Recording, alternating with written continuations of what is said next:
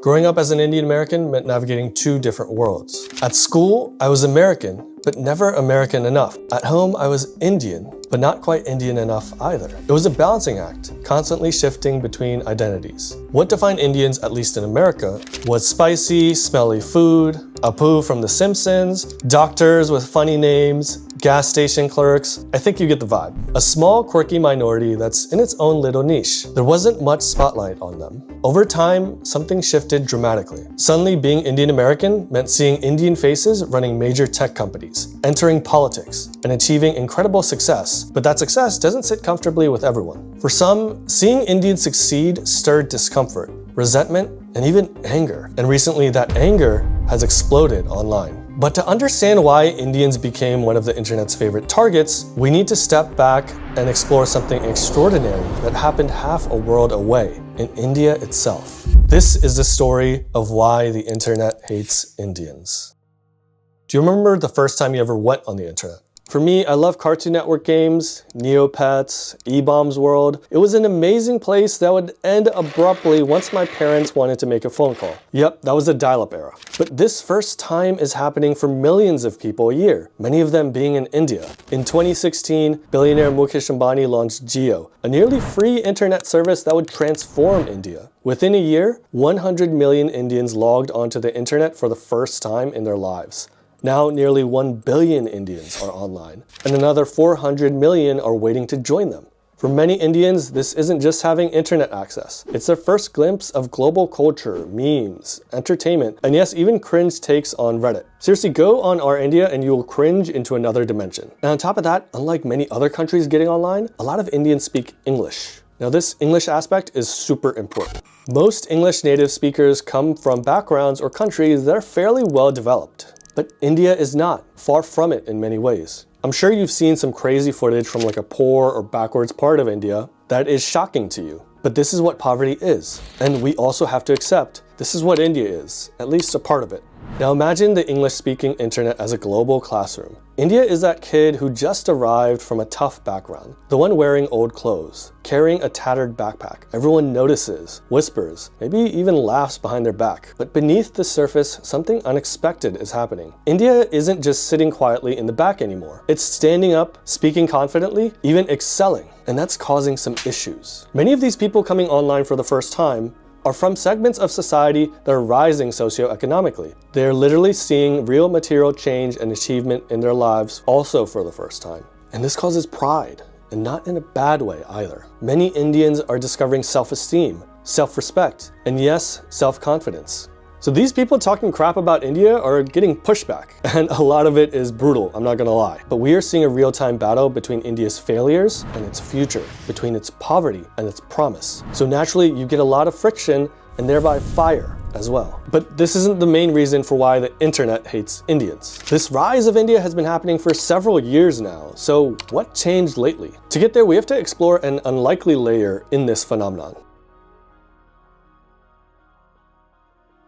You probably know how American right-wingers hate outlets like the New York Times, Washington Post, and other mainstream liberal newspapers. And to be honest, I get the hate. These media outlets have debased themselves in partisanship over the past few years. Even Jeff Bezos, owner of the Washington Post, acknowledged so in a recent letter. But there's a unique case where America's alt-right loves stuff published in these mainstream left-wing and liberal papers. It's when they want to talk shit about Indians. And if you ask Indians themselves, they'll tell you most of the anti-Indian news out of the West hasn't really come from Fox News or similar outlets, but actually from major left-wing papers. This is really strange when you think about it. I mean, India is a very poor country filled with a lot of brown people who need saving. Isn't that like every woke person's wet dream? But here's where it gets a bit complex, and why we need to start zooming in on what's going on in India. Remember India's rise I told you about? Well, a lot of it is because of Narendra Modi and his right-wing party, the BJP. Over the past decade, Western left-wing media portrayed India's BJP and Modi as authoritarian, nationalists, even outright fascists. So yeah, basically Nazis. Headlines warned of a looming genocide, democratic collapse, and religious oppression. Yet none of these dire predictions actually materialized. Instead, India's growth surged, and the country has remained more peaceful than ever, complicating this simplistic narrative. This hasn't been good for India's left-wing opposition. They are the ideological brothers and sisters of the American left. How Americans view India is dominated by Indian leftist narratives. In concert with most leftist movements, there is a lot of identitarianism, and especially anti-majority type rhetoric. In India, that means anti-Hindu rhetoric. And for most non-Indians, despite India's immense diversity, India means Hinduism, and Hinduism means India. Essentially, anti-Indian or anti-Hindu sentiment functions like a contagious disease. Indian leftists imported by the West carry this ideological infection with them, spreading it rapidly among Western leftists, almost like a venereal disease passed from bed to bed. The result is a pervasive and growing hostility towards India, transmitted through close ideological contact. Take the example of a far-left American organization called Equality Labs. Equality Labs is a non-profit funded by influential progressive political organizations. They claim that rampant caste discrimination was occurring amongst Indian Americans. Their study grabbed headlines and shocked America. But the thing is, that survey was fake. Equality Labs did something called snowball sampling, where they selectively polled and prompted people to get the survey results they wanted. When nonpartisan groups like the Carnegie Endowment did proper surveys, they found discrimination rates far lower, with only about 5% experiencing caste bias, and a significant portion from non-Indians. Weird, I don't really know how that happened, but maybe it's other South Asians or something. Then there's a bizarre claim labeling Indians as white adjacent. Seriously, take one look at your average Indian American, like Mindy Kaling's brother trying to pretend he's black to get into college. And tell me if that makes any sense. It doesn't. But this idea persists because successful minorities disrupt easy victim narratives. For the far left, Indians are too successful in America, and the Modi government is too successful in India. So this results in a bizarre anti-Indian sentiment. So much so that they've even tried to enact anti-Indian policies in places like California and New Jersey. That's right, it's not conservatives enacting laws against brown Indians. It's the woke left. And a younger me would never believe this, especially if you grew up around like 9/11 or something like that. Don't worry though, we'll get to the right soon enough. The last aspect here is that a lot of the far left has other groups from India and South Asia at large who have an axe to grind against Modi, Hinduism, or even India itself. You even see entire bot and troll farms coming from places like Pakistan or Bangladesh, fanning anti-Indian sentiment or working with far left organizations in the US to enact anti-Indian legislation. So as a result, we start to see a lot more crude anti-Indian stuff online. You see, in general, people on the left are really good at communication. They know not when to say slurs or really explicit stuff, despite having some low-key bigoted beliefs. But people overseas in bot farms, they indulge in these slurs and crude type of racism or religious bigotry as much as they can. Soon enough, racist right-wingers from the West or America started to join in and pick up on this far-left rhetoric. And the funniest part is, a lot of left-wingers actually realize this. Here's one left-winger who's been at the forefront of whipping up a boogeyman of caste oppression and the terrible things Indian Americans are doing in the West. But they slowly realize that white supremacists in the West are picking up their rhetoric word for word. And it's here where we finally arrive at this massive anti-Indian sentiment on the internet today. It all started ramping up with a big recent change on Twitter that unleashed this rabid racism which used to be confined to the dark corners of the internet.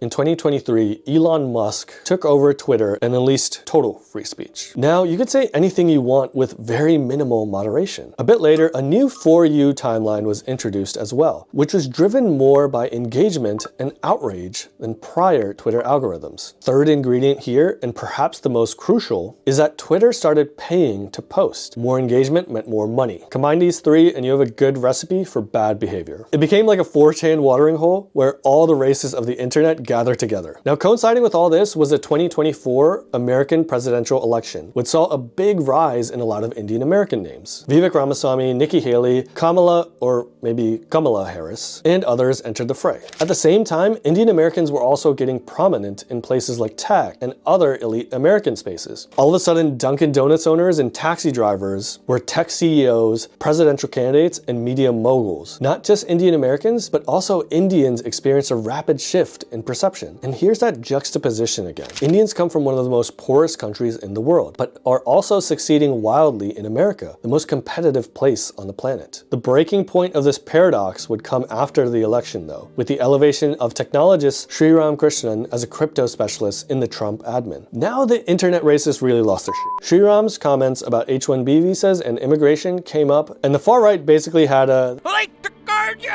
moment. In a strange twist, it became the far right's own DEI. Suddenly, meritocracy wasn't attractive anymore because Indians were thriving too visibly. It was easier to blame H-1B visas or some conspiracies rather than accept that Indians are succeeding through hard work and talent. Another horseshoe element here between the far right and the far left is a single-minded obsession on race. Specifically, these new elite and striving Indians looking so different. They have different skin color, worship strange gods, and have weird customs, but it goes deeper than this. For years, far-right circles have been brewing ideas around things like genetics, IQ, and race. These are all complex topics that should be studied, but from a far-right perspective, a lot of this became like a scientific racism, almost like eugenics, basically claiming that Indians are irredeemably subhuman and incapable of civilization. The idea that Indians, supposedly so genetically inferior and culturally backwards, were suddenly successful businessmen, CEOs, and presidential candidates shattered these racist, fragile worldviews. It broke their brains, revealing the absurdity of their beliefs, and drove them into even uglier forms of hatred. It's extremely difficult for people to square the circle of this successful versus subhuman paradox. And as India rises, with more Indians getting online, they're going to push back with some fairly ugly results, especially for racists. But beyond the internet, what does this mean for real-life Indians and people of Indian descent? 1 of 6 people in the world are Indian. 1 in 5 come from the Indian subcontinent or have Indian ancestry. Look, it's true that India has a lot of issues and even problematic parts of its culture. And we shouldn't blame all these things on British colonialism, though they definitely have some share of the blame and stuff they did in the past that led to this. At the end of the day, Indian issues are Indian. We have to own it. But Indians aren't unique in a lot of these issues and don't deserve this type of violent, disgusting, and yes, genocidal hate directed at them. Especially nowadays when you're starting to see the online leaking more and more into real life, with Indians being attacked and harassed on the street just for being Indian. India is an ancient civilization that has many scars. Today, it is rising once again on its own terms, not those of the West. I think some critique of India will indeed lead to self-reflection and introspection and yeah, improvement. But outright racism and bigotry isn't the best form of criticism here. And those major media outlets and NGOs are just as responsible for this racism as the slur and slop posters on X today. In the past, India was famous for being one of the wisest lands in the world. As it returns to that place amongst great civilizations and countries, we are going to see Indians execute alchemy, turning their faults and failures into improvements and achievements. The trolls and threats of today won't age well, but the perseverance of Indian culture, values, and people is indeed eternal, or as the ancients called it, sanatana. Thanks everyone again for watching. If you want to learn more about India, as well as some other topics we're going to dive into for future videos, make sure to subscribe, follow, like, comment, share. Help me with this algo a bit. And if you really like what you watched in my videos, make sure to support me on Patreon. You'll get a lot of goodies like show notes, book notes, AI art, and pretty much everything I do here, I'm going to give you access to. Anyway, thanks for watching. This is Akshar from The Emissary. Have a good one.